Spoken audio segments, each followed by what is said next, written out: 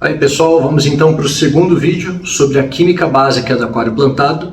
A gente vai falar agora do KH nesse vídeo. O que significa o KH, o que representa para o aquário plantado esse parâmetro tão importante, né? Então o KH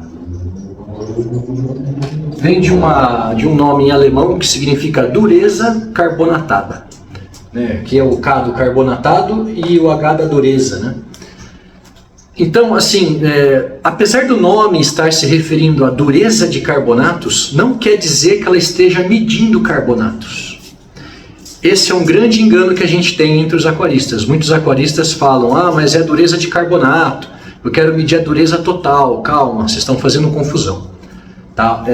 A dureza de carbonatos, ela não se refere aos carbonatos, a gente vai entender por quê, o que isso significa nessa mini aulazinha aqui. Então vamos lá. Vamos partir do princípio. Se você pega a tabela periódica, quase todos os caras que estão naquela tabela reagem com oxigênio. O oxigênio ele é muito oxidante, ele é muito reativo e ele gosta de se ligar com um monte de coisas, né? Se você pegar a parte do centro da tabela periódica, que eu vou mostrar para vocês aí agora, esse centro são os metais. Quando os metais se ligam ao oxigênio, eles ficam com uma carga positiva, eles se tornam cátions. Na parte direita aqui da tela, um pouquinho mais acima na tabela periódica, nesses 6 elementos que eu circulei para vocês aí, ó, esses são os 6 elementos que mais interessam para nós como aquaristas, fora aqueles metais ali, tá? Então, grande parte da discussão da química do aquário fica em cima desses 6 elementos, um pouco menos para o silício e um pouco mais ali para o carbonato, fósforo, o próprio oxigênio, o nitrogênio e o enxofre, tá? Esses caras, quando eles reagem com oxigênio, então nós temos o fósforo, quando ele reage com oxigênio, ele se torna um fosfato. O nitrogênio, quando ele reage com oxigênio, ele vira um nitrato, também pode virar um nitrito, né? Que aí seria o NO2, mas ele fica incompleto ali, ele fica com uma carga incompleta. Já vou explicar o que é essa carga incompleta. Se o oxigênio reage com o enxofre, ele vira um sulfato. Né? Ele vira um sulfato. Às vezes ele pode também virar um outro tipo de enxofre, um SO3 aqui, mas muito mais vezes esse do que esse, então a gente nem considera esse cara aqui, tá? Não quero que vocês pensem nesse cara aqui. Isso aqui é o que a gente precisa saber. O que significa? Aqui vai ter uma carga menos 3, aqui vai ter uma carga menos também, e aqui vai ter uma carga menos 2. O que são essas cargas? A gente precisa dessa introdução para vocês entenderem exatamente como que funciona o KH. Então vamos lá, essa carga, em tese, todo átomo ou toda molécula, ela não é obrigatório que seja, mas se espera que você tenha a mesma quantidade de elétrons em relação aos prótons do núcleo. Se você tem 5 prótons e você tem 5 elétrons, então as coisas se anulam e a diferença entre eles é 0. Quando a diferença é 0, nós não temos nenhuma carga aqui em cima. Então o átomo e a molécula ela está totalmente satisfeita de elétrons e cada próton tem o seu elétron, então não existe carga. Só que quando o oxigênio reage com esses caras dessa parte da tabela periódica, ela deixa elétrons faltando. Aliás, ela deixa elétrons sobrando. Nesse caso aqui, tem 3 elétrons sobrando. Nesse caso aqui, nesses 2 casos, eu tenho um elétron sobrando para cada um. E nesse caso aqui, eu também tenho 2 elétrons sobrando na molécula inteira ali. Perfeito? Quando eu tenho 2 elétrons sobrando, existe uma vaga nessa molécula. Uma vaga para o quê? Uma vaga para um cátion se ligar e satisfazer essas moléculas. Então, veja bem, se eu vier para o outro lado aqui, o ferro, por exemplo, quando ele se junta ao oxigênio, aí ele vai ter faltando alguns elétrons. Então ele pode, por exemplo, aqui a gente chama de ferro 3, né? Você pode ter lá o manganês, depois que ele se junta com o oxigênio, não é exatamente assim a molécula, tá bom? Vai ter um pouquinho de algumas coisas aqui dentro que não interessa pra gente, mas estou tentando simplificar ao máximo para ela ficar mais rápida aqui. Quando o manganês se liga ao oxigênio, Ele também pode ficar até mais 4 ou mais 6. Então vai aumentando esse número que nós chamamos de número de oxidação, ou NOx. Beleza? O que interessa para a gente agora, para estudar o KH, são esses caras aqui, não esses caras aqui. Então eu vou apagar. Não nos interessa os cátions, mas os cátions podem se ligar aos ânions e dar origem a alguns sais. Se o fosfato se liga ao ferro 3, eu tenho um fosfato de ferro. Se eu tenho aqui misturado aqui um cálcio, aí eu vou ter um nitrato de cálcio. Se eu colocar aqui um magnésio, eu vou ter um sulfato de magnésio. E assim que funcionam as coisas, tá bom? Então vamos lá, vamos continuar onde eu quero chegar aqui. Então eu estou falando dos ânions, né? O que interessa para a gente agora no KH são os ânions que tem essa vaga negativa. Sendo essa vaga negativa, o que pode ligar ali? Exatamente. Quem imaginou os hidrogênios lá do pH, da aulinha anterior, vai se ligar agora. Esse cara aqui pode se ligar a um hidrogênio. Quando ele se liga a um hidrogênio, o hidrogênio vem para cá, e esse cara aqui agora vira um -2. Se vier mais um hidrogênio para cá e virar um H2, esse cara aqui vira só menos.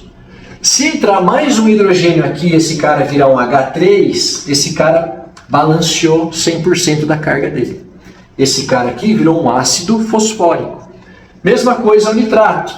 O nitrato aqui, ó, com a vaguinha lá, se pegar um hidrogênio, vai virar um HNO3 com a carga totalmente balanceada, vai virar um ácido, agora eu não me lembro se é nitroso ou se é ácido nítrico, eu sempre me confundo quem é quem. O ácido nitroso eu acho que é o NO3 e o ácido nítrico é o NO2. Ou é o contrário, isso não importa agora, tá? Mas ele se torna um ácido feito do nitrato, derivado do nitrato. Se chegar hidrogênio aqui no sulfato, chegar um aqui, ó, ele perde, balanceou um elétron, só tem um elétron sobrando aqui agora. Se eu colocar mais um hidrogênio aqui, ele balanceia, esse cara vira ácido sulfúrico. Olha só que legal, né? Então um ânion, quando ele se liga a um hidrogênio, gravem bem isso, um ânion, quando ele se liga a um hidrogênio, ele se torna um ácido. Logo, quando ele se torna um ácido, a partir de agora, ele tem uma constante de dissociação desses hidrogênios. Alguns desses hidrogênios vai ter uma determinada tendência a dissociar de volta em hidrogênio livre. Esse hidrogênio pode sair daqui a qualquer momento.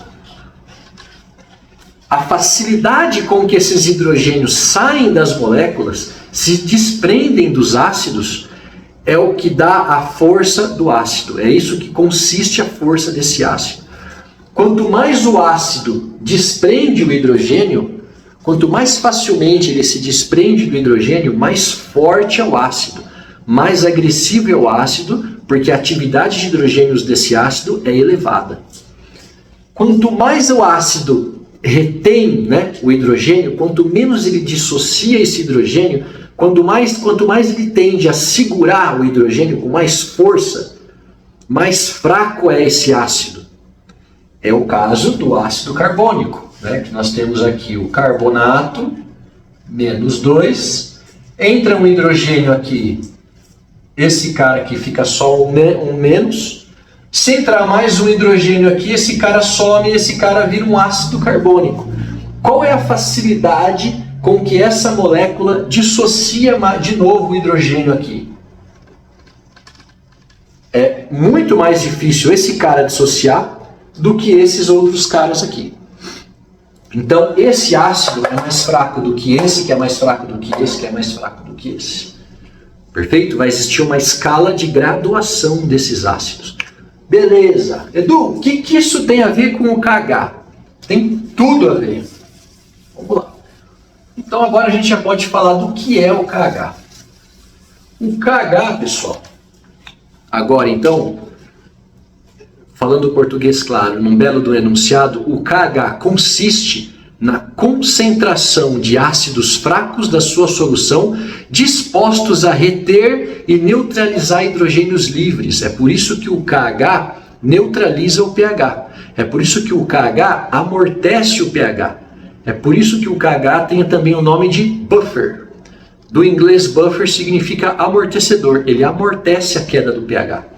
Então, olha que legal. Quando eu tenho aqui, por exemplo, um tampão, agora eu vou começar a usar a palavra que a gente precisa falar. O tampão é o elemento que é medido pelo KH. Um tampão X aqui, ó, não importa que molécula ele é, porque eu não quero confundir vocês agora. Um tampão qualquer. Um ânion que tem aqui as suas casinhas, não importa se é -2, se é menos, se é -3, mas é um ânion que tem as suas vagas para se encaixar com hidrogênios. Você tem o tampão lá na sua solução. Estou com um monte de hidrogênio aqui, ó. Um monte. A solução está bem ácida. A atividade de hidrogênio está bem elevada. E aí eu coloco esse cara no aquário. Seu buffer lá, não importa qual buffer que é. Colocou esse cara no aquário, o que ele vai fazer? O meu pH que eu medi aqui, a concentração de livre, que era 1, 2, 3, 4, 5, 6, 7, 8. Vamos dar um número dessa concentração.